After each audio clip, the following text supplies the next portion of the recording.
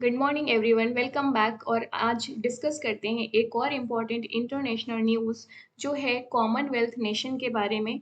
हाल ही में अभी Commonwealth heads of government meeting 2022 conduct हुई है किगाली रवांडा में।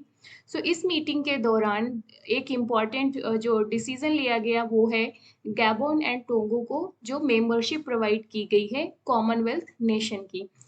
इसमें सबसे ज़्यादा इम्पोर्टेंट न्यूज़ ये है कि जो गैबन एंड टोगो हैं ये दोनों फ्रेंच कॉलोनीज रहे हैं। इनका जो ब्रिटिश कॉलोनी के साथ कोई रिलेशन नहीं रहा। राइट। अभी तक ये माना जाता था, ज़्यादातर जो कॉमनवेल्थ नेशन के जो मेंबर हैं उनका हिस्टोरिकल लिंकेज रहा है यूनाइटेड किंगडम के साथ में या उनकी कॉलोनी रहे हैं। तो पास्ट जो कल्चर है वो शेयर करते हैं उनके साथ में, पास्ट हिस्ट्री शेयर करते हैं वो। बट अभी इंटरेस्टिंग न्यूज़ ये है कि जो गैबन एंड टोगो को एज अ कॉमनवेल्थ नेशन की जो मेंबरशिप दी गई है, ये फ्रेंच कॉलोनीज रहे हैं। तो सबसे पहले जो हमारे एग्ज़ाम पॉइंट ऑफ व्यू से यहाँ पे ज़रूरी है जानना वो ये है कि जो Commonwealth heads of government meeting 2022 वो कहाँ हुई है। तो ये मीटिंग हुई है आपकी किगाली रवांडा में। तो ये इम्पॉर्टेंट हो जाता है।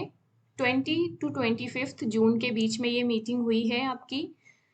राइट। और नेक्स्ट इम्पॉर्टेंट जो न्यूज़ है कि गैबन एंड टोगो को as a 55th and 56th member के रूप में एडमिट किया गया है तो इस मीटिंग में।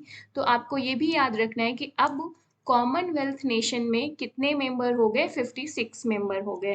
तो जो लास्ट 56th मेंबर है वो है टोगो एंड 55th मेंबर है वो है गैबन।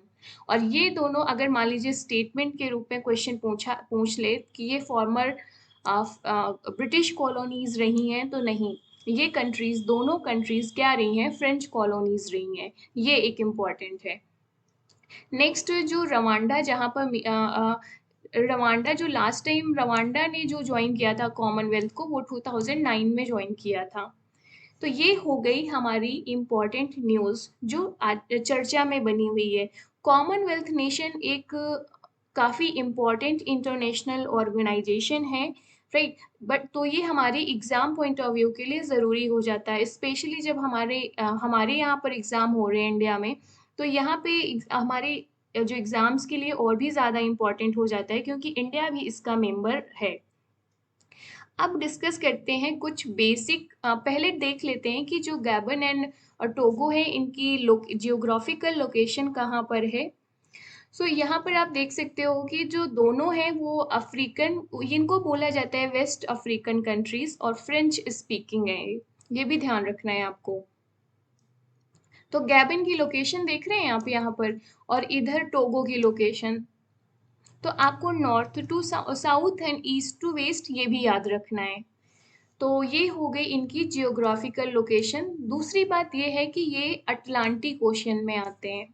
अगर मान लीजिए क्वेश्चन आ जाए कि पैसिफिक ओशियन में है, तो नहीं, दोनों कहाँ पर स्थित हैं, अटलांटिक ओशियन में और अफ्रीकन कॉन्टिनेंट में है। या इंडियन ओशियन आ जाए आपका तो यहाँ पर होगा अटलांटिक ओशियन। तो हमें मैप के बेसिस पे भी ये फैक्ट एक याद रखना है।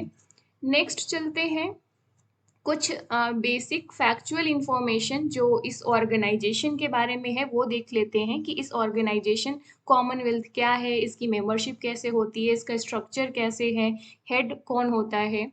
What is Commonwealth? कॉमनवेल्थ में बेसिकली उन कंट्रीज का ऑर्गेनाइजेशन है जो हिस्टोरिकली कनेक्टेड हैं ब्रिटिश अम्पायर से।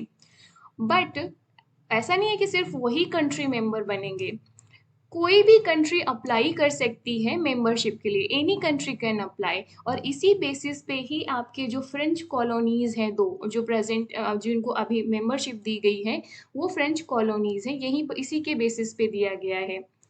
अभी कितने कंट्रीज हो गए, जो लेटेस्ट न्यूज़ है उसको मिलाकर 56 कंट्रीज। तो ये नंबर आपको याद रखना है। Next, who is the head of government? Who is the head of Commonwealth?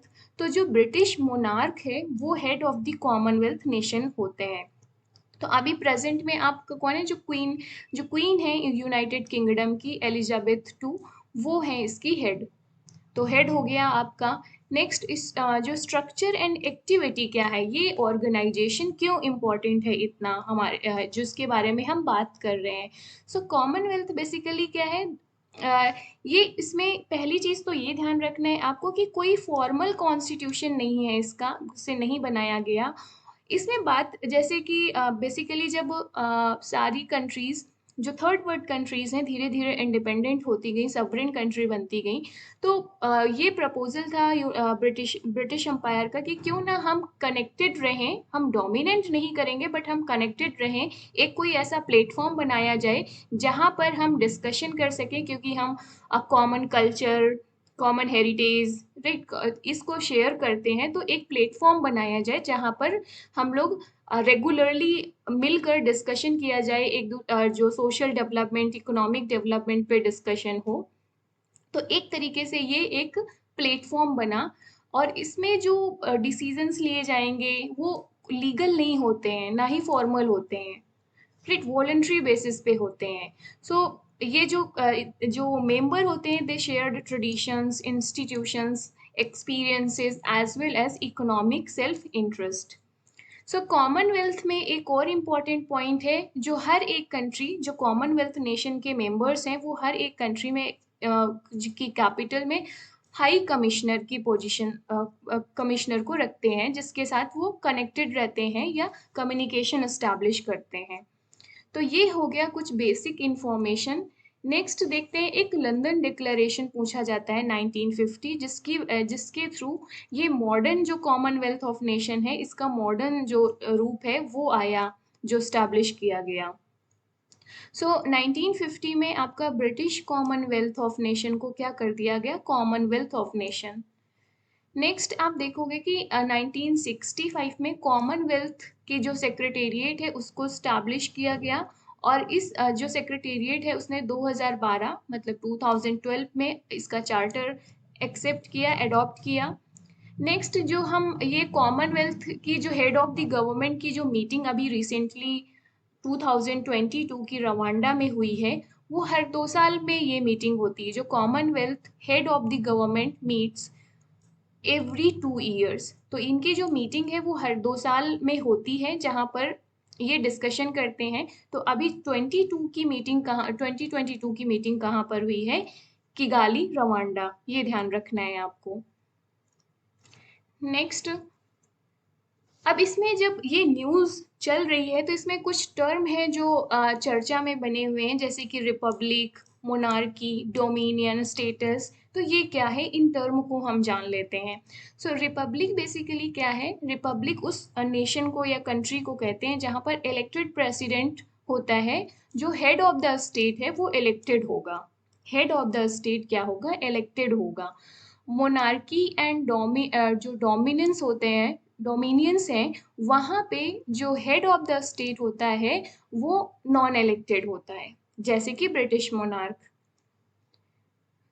Next, इसमें इंडियाज़ की मेंबरशिप कैसे हुई, इसकी क्या जर्नी रही है कॉमनवेल्थ नेशन में, वो देख लेते हैं। तो इंडिया की जो कॉन्स्टिट्यूएंट असेंबली थी उसने रेटिफाई किया था इंडियाज़ मेंबरशिप को इन 1949 में, कि 1949 में इंडियन जो कॉन्स्टिट्यूएंट असेंबली थी उसने इंडिया की मेंबरशिप को रेटिफाई किया। इसके बाद इंडिया ने भी होल्ड किया है कॉमनवेल्थ समिट इन 1983। बेनिफिट क्या हैं इस कॉमनवेल्थ ऑर्गेनाइजेशन के, ये क्यों इतना महत्वपूर्ण है, क्यों इतना इम्पॉर्टेंट है, इसकी क्या सिग्निफिकेंस है, अगर हम देखें तो जो मेंबर्स होते हैं वो बेनिफिट कई सारी, एक तो पहली बात की एक इम्पॉर्टेंट प्लेटफेयर है, प्लेटफॉर्म है जहाँ पर वो सारी कंट्रीज जो आपस में कॉमन कल्चर, हेरिटेज, पास्ट को या कॉलोनियल एक्सपीरियंस को शेयर करती हैं, वो सारे आकर इकट्ठे होते हैं।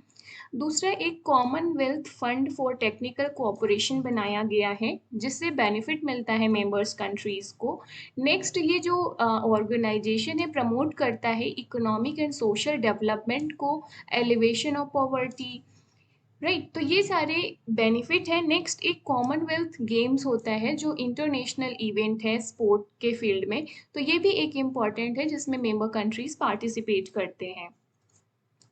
तो ये इसकी सिग्निफिकेंस हो गई आपकी।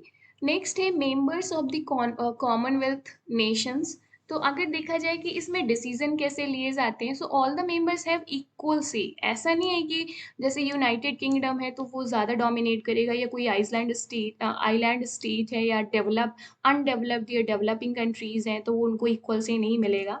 तो सबसे इम्पॉर्टेंट चीज़ जो इस ऑर्गेनाइजेशन की है वो ये है कि सभी कंट्रीज जितने भी मेंबर्स हैं उनको इक्वल से है, रिगार्डलेस ऑफ साइज और वेल्थ। राइट, मतलब अगर कि जो स्मॉलेस्ट कंट्री है उसका भी उतना ही से है जितना कि सबसे जो वेल्दी नेशन है उसके उसके इतना।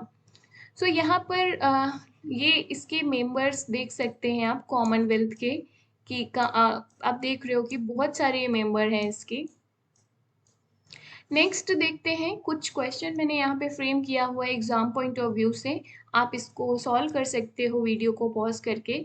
जैसे how many states are in Commonwealth, who is the head of the Commonwealth, और फिर रिसेंट में अभी इसकी जो हेड ऑफ द गवर्नमेंट है कॉमनवेल्थ की 2022 मीटिंग कहाँ पर हुई है, दो कौन से ऐसे नए मेंबर्स हैं जिनको अभी 55 एंड 56 मेंबर के रूप में इंक्लूड किया गया है, ये भी याद रखना है आपको।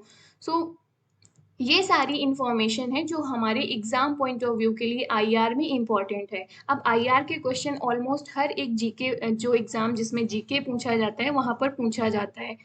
तो ऐसी जो न्यूज़ आती हैं गाइस, हमें उस पर एक नज़र बनाकर रखनी चाहिए। और सबसे बड़ी चीज़ जो हमें हैबिट डेवलप करनी चाहिए वो ये है कि न्यूज़ के साथ साथ में हमें उसका बेसिक जो पोर्शन होता है, बेसिक फैक्ट्स होते हैं, जो स्टैटिक पोर्शन का हिस्सा होते हैं, उनको भी कवर करते चलना चाहिए, जिससे कि हमें चीज़ें अलग से नहीं करनी पड़ेंगी, साइमल्टेनियसली चलेंगी और साथ में आपका क्या होगा, रिवीजन होता जाएगा।